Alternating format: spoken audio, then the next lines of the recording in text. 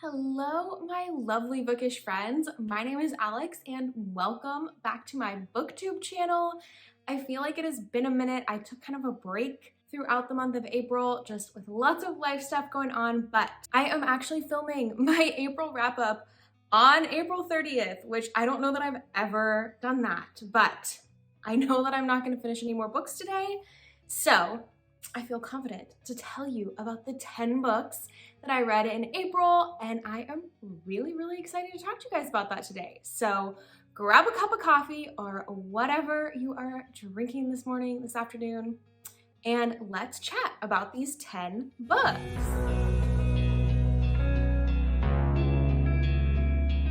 Looking back at this list of what I read this month, I realized that I have almost none of these physically to show you.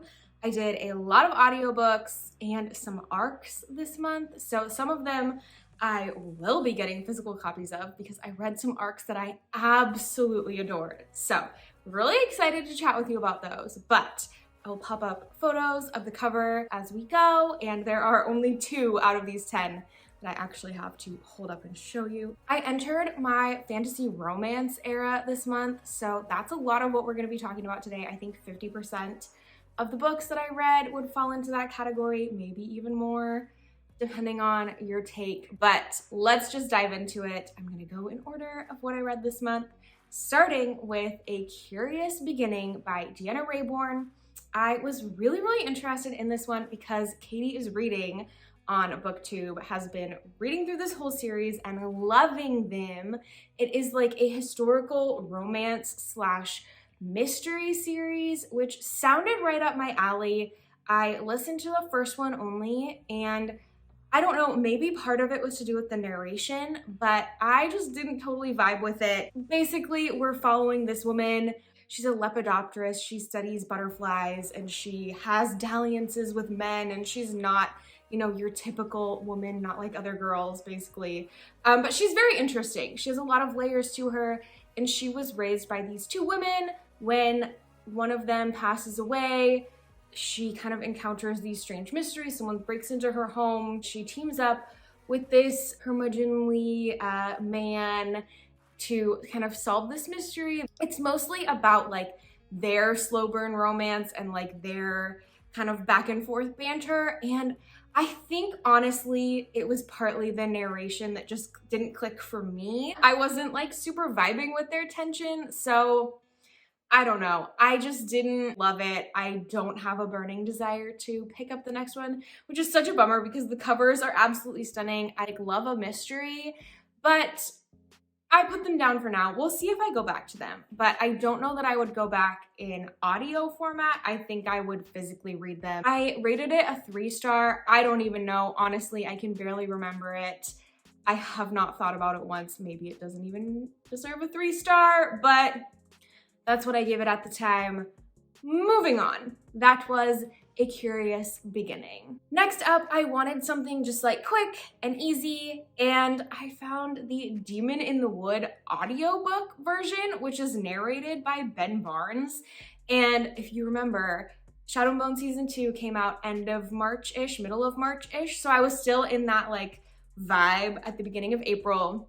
So I decided that the Demon in the Wood audiobook narrated by Ben Barnes sounded like a fun time. I know it's a graphic novel, so I wasn't sure how that would translate without images, but I enjoyed it. It was my first like graphic audio type of experience, which I've been really interested in checking out with all the like sound effects and voices, and it was really interesting. It was really well produced, and obviously Ben Barnes did a great job narrating. I really enjoyed the story. It was different than what I expected the Demon in the Wood to be about. If you are unaware, this story by Leigh Bardugo is like a backstory for the Darkling from Shadow and Bone. So we get just a small glimpse at something from his youth. And it's not the story of him like creating the fold. It's not the story of like his villain origin story, I suppose you would call it, because we do kind of get that in the Shadow and Bone series. This is simply another story where we get a glimpse at kind of one of his traumas, one of the things that happened to him, and just how the world works, how Grisha interact with normal people, and it was really interesting. I would recommend it if you are a fan of the Grishaverse. I think this is great, and it was a really well done audiobook. I felt like I wasn't missing anything doing it the audio version, so I enjoyed that. I didn't really know how to rate that because it was such a unique type of book, so I don't know that I even gave it a rating on Goodreads. My notes say somewhere between a 4 and a 5. So I really enjoyed it. I just don't feel like I really know how to rate that type of a book. And here we are. We begin the fantasy romance spiral that I went on this month because I picked up Carissa Broadbent. You guys, if you are anywhere in the bookish community, you have heard of Carissa Broadbent. She is all the rage right now. I feel like she's the new J Maas on like a slightly less intense level, but man, is she blowing up. She's an independently published author who writes fantasy romance, and I'm really excited that some of her books are available as audiobooks because you don't get that often with indie authors, but she has made hers available as audiobooks, and I binged through the entire Daughter of No Worlds trilogy on SCRIBD because they were all available there. So if you want to check out SCRIBD, get your free trial at the link in my bio down below. I do pay for my subscription because I love SCRIBD, but I do think my library also has these audiobooks, so you can check your Libby app as well. I really enjoyed the narration, so I do recommend the audiobook format, but I am getting ahead of myself. I apologize. It is the War of Lost Hearts trilogy, beginning with Daughter of No Worlds, which is book 1. This story is a ride. I know a lot of people compare her writing to J Maas. I am not sure if this series gets compared specifically to one of Sarah's series. I can't recall. I know that the Serpent and the Wings of Night by Carissa Broadbent gets compared to ACOTAR a lot. I've not personally read it, but I am dying to. And unfortunately, the audiobook just came out and is Audible exclusive. So that's a bummer. So I'm probably just gonna get the physical copy and read it. But I'm dying to read Serpent and the Wings of Night because everyone I have heard who've read the War of Lost Hearts prefers the Serpent and the Wings of Night, but also still likes the War of Lost Hearts. And I really enjoyed the War of Lost Hearts trilogy. So in this series, we are following a woman named Tisana who has grown up in slavery. When we meet her at the very beginning of the book, we see her being taken away from her family. Her land has been conquered, and she has been taken off to become a slave to this man in more ways than one. You can use your imagination there. It is a rough upbringing, and all she wants is to buy her freedom so that she can go and find these magical people who live in another land called Ara. She wants to go and get inducted into one of these magical orders because she herself does have some magic, and use that influence to come and help free other slaves. So that is the very basic rundown. There are a lot of other details about this story. Our main character, Tisana, has like multiple skin tones in like different patches. It's a real medical condition, which I believe that's what it's referring to.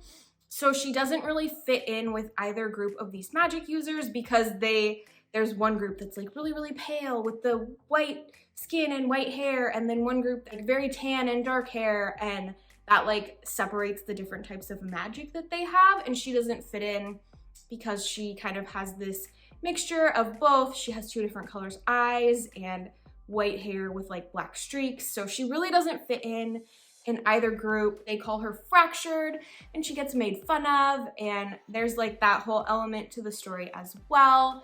And she gets her freedom, goes to the orders, and they're like, actually, we're not sure we want to help you.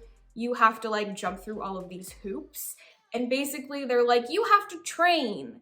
And so we're gonna stick you with this guy to train you because you're too old to like be trained with other people. So this like reclusive man is going to train you. Meet the reclusive man, our love interest of the story, Max.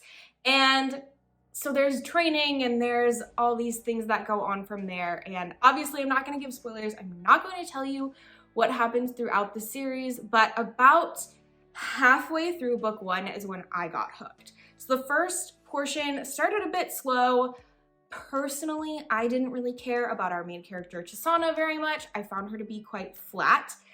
She's just very good. She's one of those main characters who's very perfect and doesn't really have any flaws, so she's quite boring to read about, in my opinion.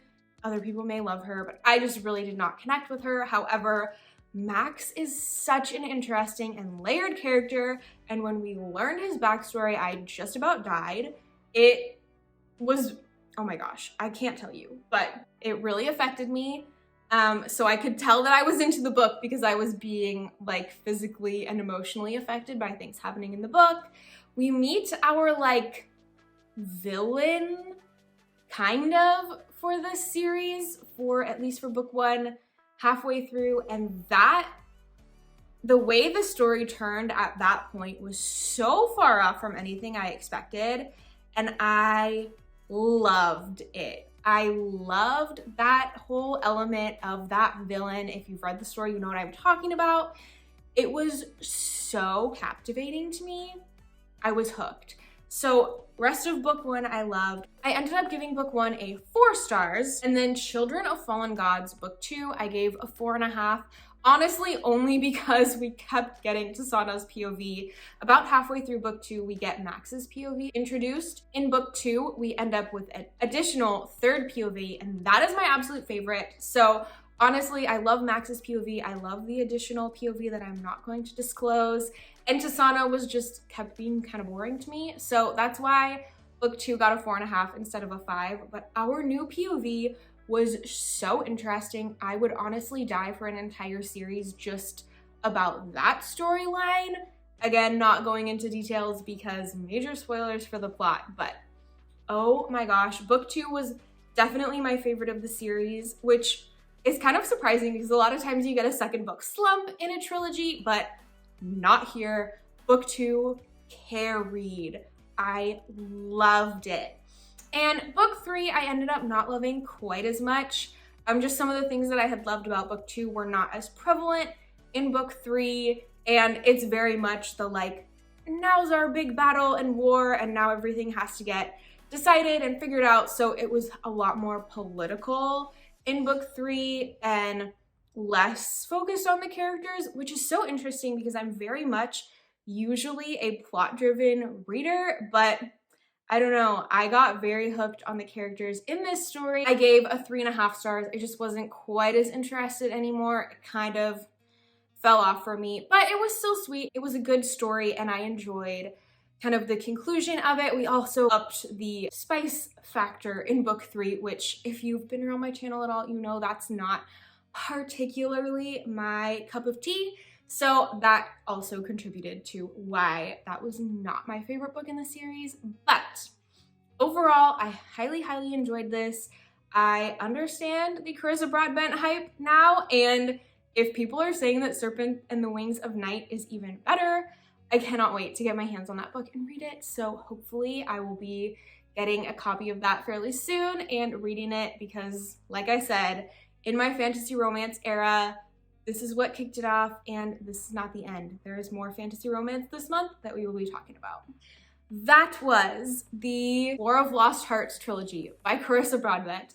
Highly recommend if you are a fantasy romance girl. Next up, we enter the era of my arcs. You guys, I told you at the beginning of the year that I was going to request fewer arcs from NetGalley this year because last year it got out of hand. I messed up. I got request happy on NetGalley. A lot of them I am really excited about, but this next one I'm going to tell you about, I just kind of requested on a whim. I had seen an author that I enjoy mention it in her stories, and when I saw it come up on NetGalley, I just requested it. I should not have done that. I really did not enjoy this next book very much, and that is That Self-Same Metal. This is a YA historical fantasy set in Shakespearean London. We are following our young Black main character as she is navigating this battle between the Fae and the humans, and she has hidden magical powers, and she works with Shakespeare in the Shakespearean Theater Company, and There's lots of elements going on here, and honestly, I will tell you that I don't fully even remember the plot of this story. About halfway through, I sped it up really, really fast just to get through it. I felt like I needed to finish because it was an arc that I had requested. However, I just really was not interested. I was not enjoying myself. So I'm not going to give you much of the plot because I really don't remember, and I don't feel even really qualified to tell you what happens in this book. But I will say the author that I saw recommend this book was Tracy Dion, author of Legendborn and Bloodmark over there. I absolutely adore her writing, and I saw her recommend this book and I ended up requesting it because of that.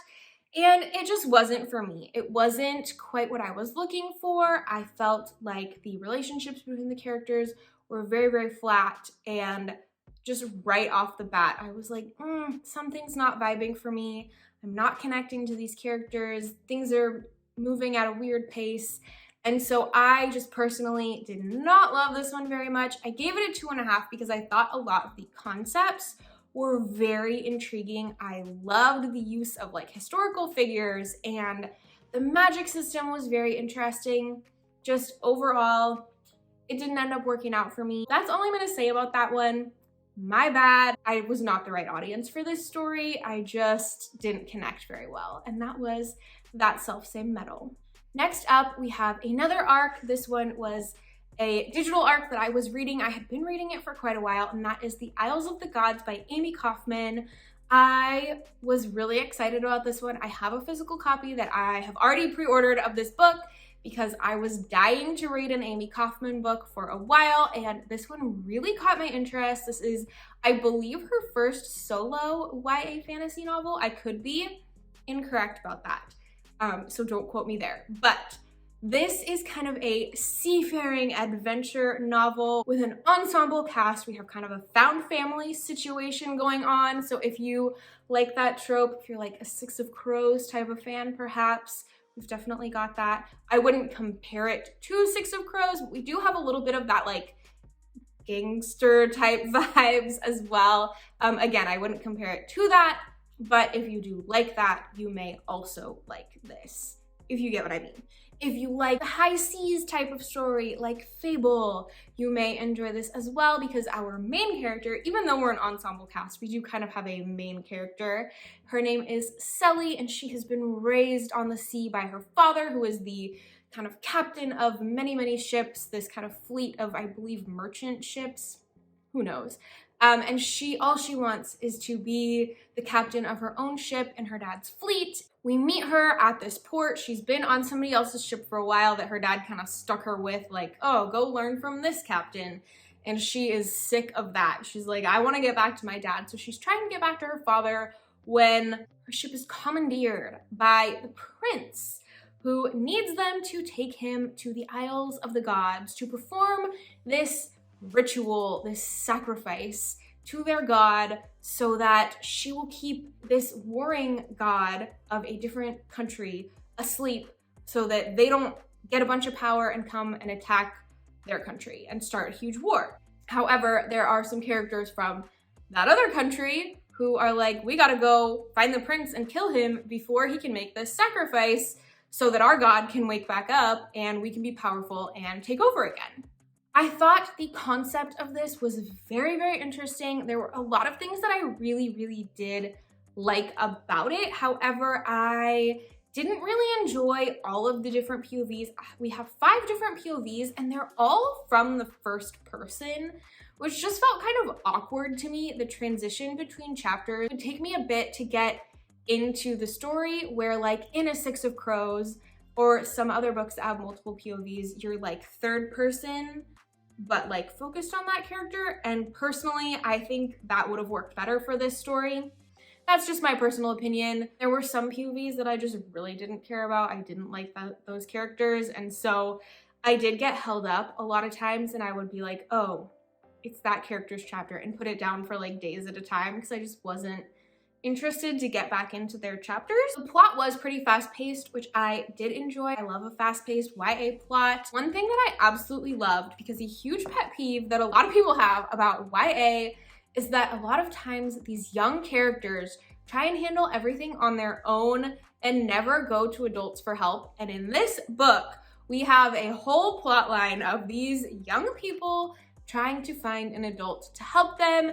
And I just really enjoyed that because I felt like it was very believable. It's like if we've got these 16, 17-year-old kids carrying the weight of countries on their shoulder, like, please go find an adult and ask for some help. And these children did try that. It may not work out. You'll have to read the book to find out, but they did try to get help from a grown-up. And I just really appreciated that. As a person who has read a lot of YA and heard that complaint over and over and over again, I appreciated Amy Kaufman for giving us that in this story. I was not a fan of the romance in this book. It was too insta-lovey. I did not feel any tension or vibes. I would have much preferred them as friends. There is some magic in this book, and the magic system is very, very interesting. I was enjoying that a lot, and our two kind of love interests kind of have that in common, so they discuss and practice that, and I just would have preferred that as a friendship. The ending of this book, though, was very action-packed, very, very interesting, and I am very excited to pick up book 2 because I do need to know what's going to happen next after that ending. So overall, I ended up giving this book a solid 4 stars.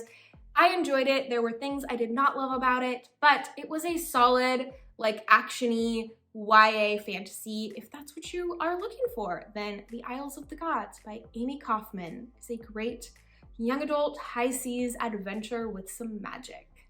I promised you we were going to continue the fantasy romance era, and I was not lying. You guys, this was absolutely my favorite book of the month.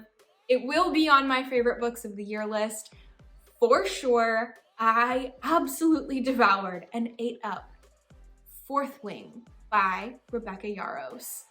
You guys, I'm obsessed. I'm so obsessed with this story. I could not stop listening to it. I had the audiobook ARC. I devoured that audiobook. It is like 20-something hours. I listened to it over the course of like a day and a half. I needed more. I needed to know what was gonna happen. This book is everything to me right now. I am devastated that I had an ARC because how long am I going to have to wait for book 2?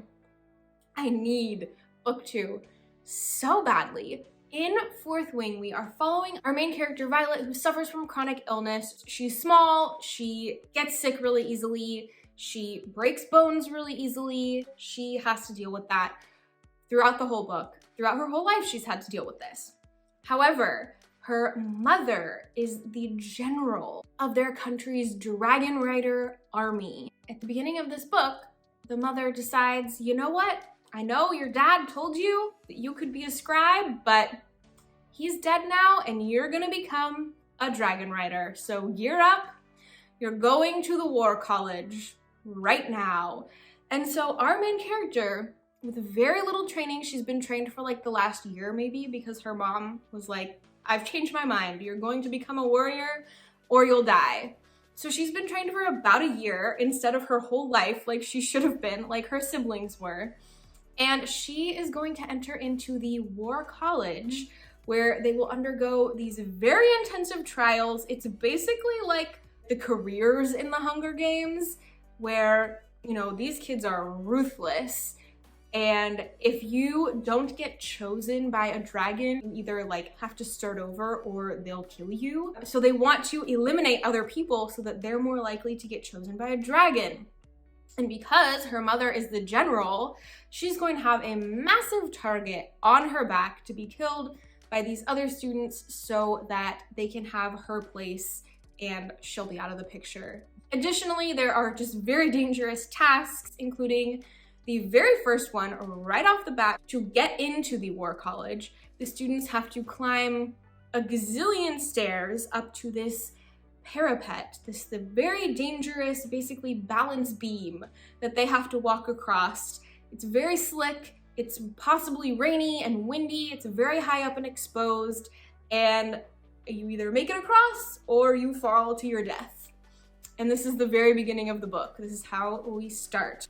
right before our main character goes to cross the parapet and enter the war college, where she will not be able to speak to anyone from her family for the next year as she gets settled at school. Her sister is giving her some tips. Her sister has been through this. Her sister is now a dragon rider. She gives her a few tips. She's like, you gotta get across. Here's some shoes with some good grip. You need these or you'll fall and die.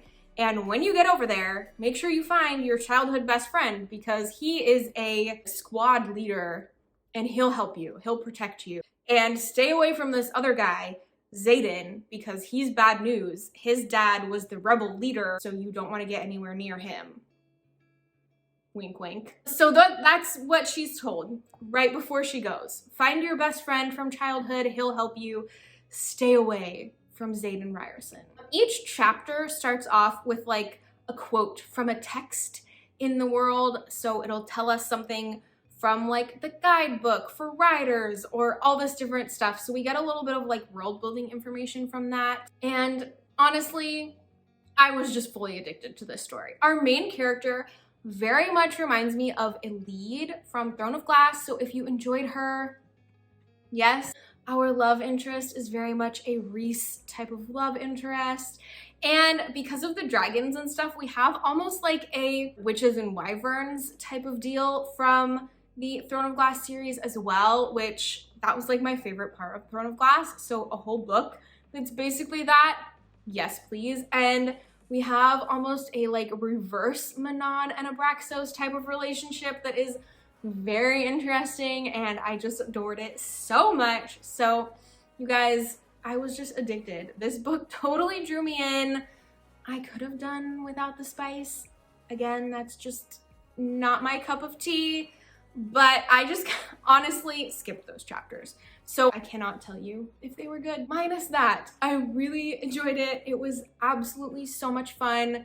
There are just like constant trials and challenges that the students have to face. So there's always something actiony going on, even if it's just kind of a school thing. And then later throughout the story, we start to get more of what's actually going on in the world. Outside of their country, there are not dragons. And outside of that, there are griffins. And they are at war. We do not like the griffins and their riders. So there's all of this tension, this political stuff going on, and we like kind of hear a little bit, but it feels all throughout the whole story like the students aren't being told everything that's going on, and like there's something more happening as far as like war that we're not fully aware of yet, and kind of towards the end start to figure out some more, but I cannot wait for the next book to get like more info on this, because the ending was wild. I loved all the twists throughout this. These characters, I don't know. You guys, this is maybe my A Court of Thorns and Roses. That was not totally for me. I didn't love it, but I loved this story so much.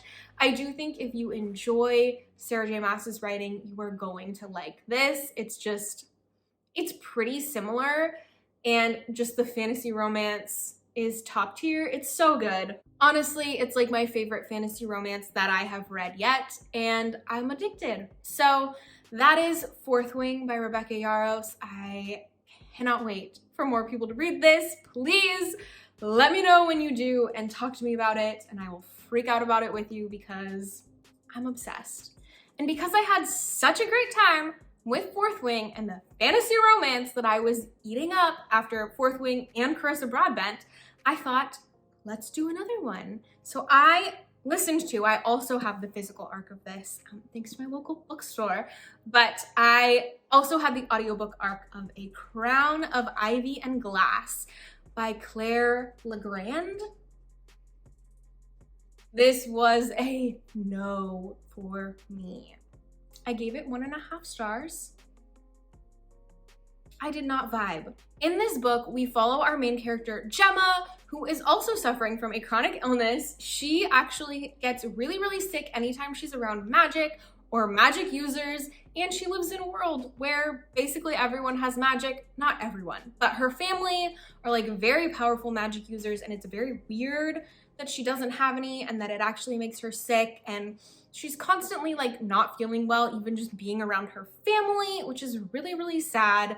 Her sister has been shipped off to be a maiden warrior in this place called the Middle Mist. It like protects their land, and each family has to give a daughter to go serve and protect. So her sister's gone. Her older sister and her dad are kind of like in cahoots trying to keep the family name, and there's a family feud with another family that her father and sister are really involved in, and she's just kind of there. She can't use magic, so she throws parties and she keeps up the appearances, and she loves dresses and glitter, and that's her life and she enjoys it, and that's great.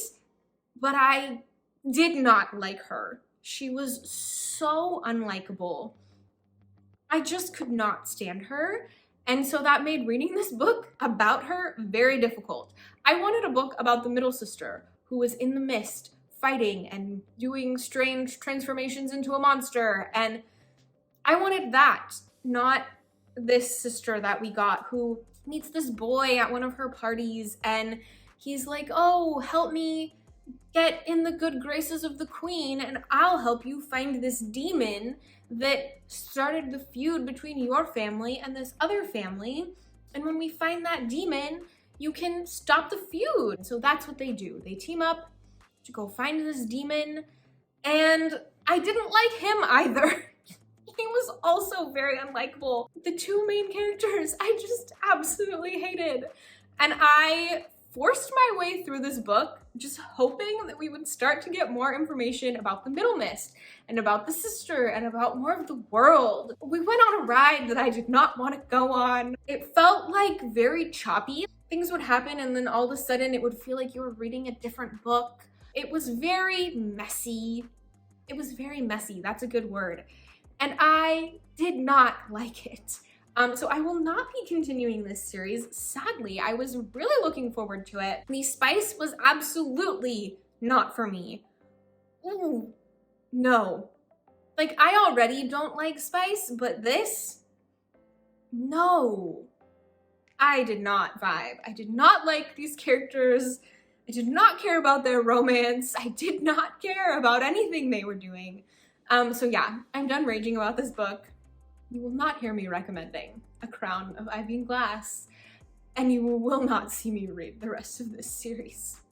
No. After that scarring experience, I was a little bit nervous about what to pick up next, and I decided to go for a romance fantasy instead of a fantasy romance. So I feel like there's a distinction there. And I personally would classify this next book as more of a romance that happens to be a fantasy. It is also kind of a cozy fantasy vibes, found family, very charming and adorable, and I'm so glad that I picked this up next because I loved it and it helped me heal from the dumpster fire that was A Crown of Ivy and Glass.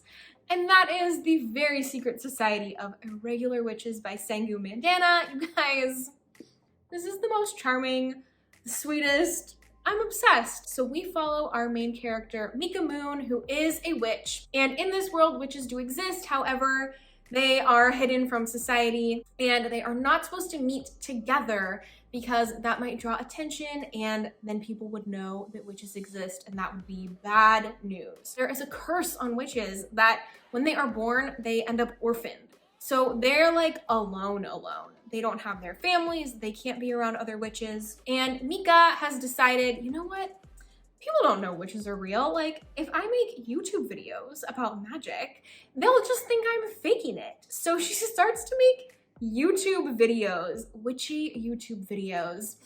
And somebody finds her video and says, I think she's a real witch. So she gets this note via her social medias asking her to come to Nowhere House because they need a witch to teach other witches how to control their powers. And she's like, what the heck? This seems fake, but like something about it makes her respond. And she goes to the home, Nowhere House, and finds that in fact there are 3 very young witches living together with this ragtag group of adults watching over them, and they need a witch to help train them to control their magical powers because they are getting into lots of mischief and this could begin to cause problems. So Mika moves into this home, starts to become friends with all of the other adults who are there, and starts to train these young girls in their powers, and this just melted my heart. It was so charming. We have a grumpy sunshine romance with a librarian, and we have the relationship with her and the three girls is so sweet. I just fell in love with the vibes, the atmosphere, the story. It was so good. I gave it a 4.5 stars because I felt like the conflict in the story was like nothing, which it's a cozy fantasy. So I guess that makes sense, but I did feel like that could have been like a little bit more than what it was. Everything else was so good about this book. This found family vibe, this like place for people to belong who don't feel like they belong other places, and making a home for yourself. It was just so charming and sweet, and highly recommend if you are a romance reader who likes a touch of fantasy in there. This was very good, and I loved it. So this was a very high note to end the month on after that very terrible book right before it. Those are the 10 books that I read in the month of April. Thank you for hanging with me. I know this was kind of a long one, but I had a lot of thoughts and feelings about a lot of the things I read this month, so I'm glad that I got to chat with you about them. If you made it this far in the video, please let me know what your favorite read of April was, or if you want to join me in my ranting, you can let me know what your least favorite read was. But that is all that I have for you guys today. I will see you in my next video. Bye, friends.